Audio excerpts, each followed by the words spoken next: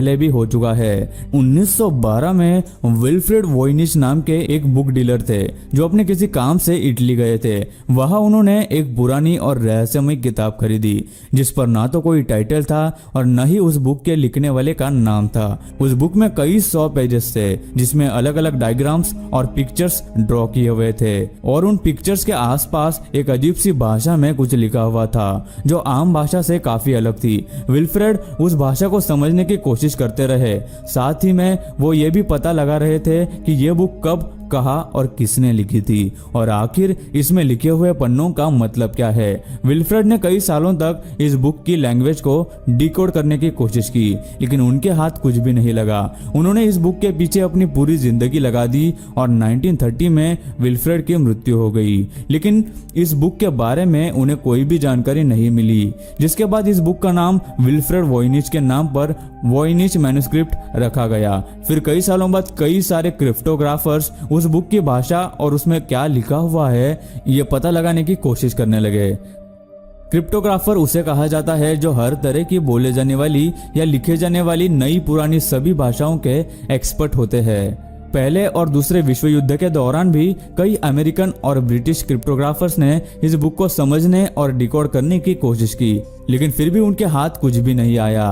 Cryptography के इतिहास की यह सबसे रहस्यमयी और अनसुलझी किताब बन गई। जब कोई भी क्रिप्टोग्राफर उस बुक को डिकोड नहीं कर पाया तो उन्होंने कंप्यूटर क्रिप्टोग्राफी की मदद ली जिसमें दुनिया की हर एक नई से नई और पुरानी से पुरानी भाषा और कोड्स फीड किए हुए थे, लेकिन इसके बावजूद भी उससे कोई फर्क नहीं पड़ा क्योंकि कंप्यूटर में भी ऐसा कोई कोड या भाषा नहीं थी जो उस किताब से मैच हो। जिसके बाद भी क्रिप्टोग्राफर्स और एनालिस्ट इस नतीजे पर पहुंचे कि ये ह्यूमन हिस्ट्री में पाई गई सभी भाषाओं में से कोई भाषा नहीं है और ये कभी भी कहीं लिखी या सुनी नहीं गई है। जिसके बाद उन्होंने ये भी कहा कि या तो ये कोई ऐसी भाषा है जो कई हजार साल पहले बोली या सीखी जाती थी या फिर इसको डिकोड करने का तरीका बहुत ही अलग है जो हमें पता नहीं, जो ऐसे ही देखने पर पढ़ा नहीं जा सकता क्योंकि आज तक जितनी भी प्राचीन भाषाएं मौजूद है उनमें से लगभग सभी को डिकोड करने में कंप्यूटर कामयाब रहा है, लेकिन इस बुक के सामने कंप्यूटर भी फेल हो गया। बुक को देखते हुए रिसर्चर्स का यह भी कहना है कि हो सकता है कि इस बुक में कोई ऐसी खास जानकारी लिखी हुई हो जो बहुत ही ज्यादा इम्पोर्टेंट है, जिसकी वजह से इस बुक के लेखक ने इसे इस तरह लिखा कि इसे हर कोई नहीं पढ़ सकता। जब इस बुक पर और ज्यादा रिसर्च की गई तो पता चला कि यह बुक 14वीं सेंचुरी में लिखी गई थी। उस समय क्रिप्टोग्राफी काफी ज्यादा आसान थी, लेकिन 14वीं शताब्दी में बोले जाने वाली उन भाषाओं से यह भाषा जरा भी मेल नहीं खाती।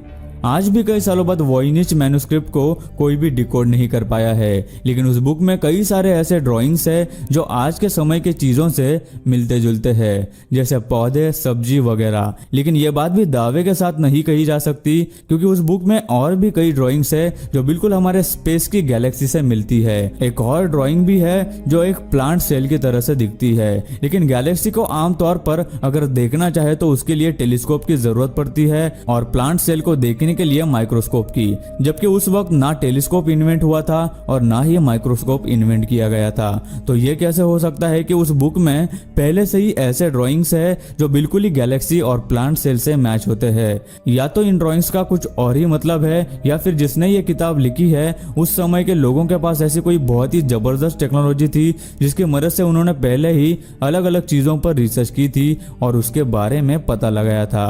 और गौर से देखने पर हमें यह भी पता चलता है कि उस पूरे बुक में कहीं भी एक भी मिस्टेक या कोई वर्ड या सेंटेंस कट किया हुआ नहीं है। हालांकि इतनी बड़ी बुक लिखने पर कहीं ना कहीं कोई गलती तो जरूर होनी चाहिए थी। आज मशीन से प्रिंट होने वाली बुक्स में भी कई मिस्टेक्स निकल कर आती है। इससे यह सवाल उठता है कि आखिर इस बुक को किसने लिखा होगा जिसने एक भी मिस्टेक नहीं करी। इस सब रिसर्च के बाद साइंटिस्ट और आर्कियोलॉजिस्ट इस नतीजे पर पहुंचे हैं कि यह किसी एलियन द्वारा लिखी हुई कोई बुक है, क्योंकि कोई इंसान इसे नहीं लिख सकता। साथ ही में उनका यह भी कहना है कि अगर वो कभी इस बुक को डिकोड कर पाए, यह बुक मानवता के लिए बहुत ज्यादा काम आ सकती है और पूरी दुनिया, एडवांस टेक्नोलॉजी और उसके अंदर की चीजों के बारे में काफी इंपॉर्टेंट इंफॉर्मेशन हमें मिल सकती है। जैसा कि हमने आपको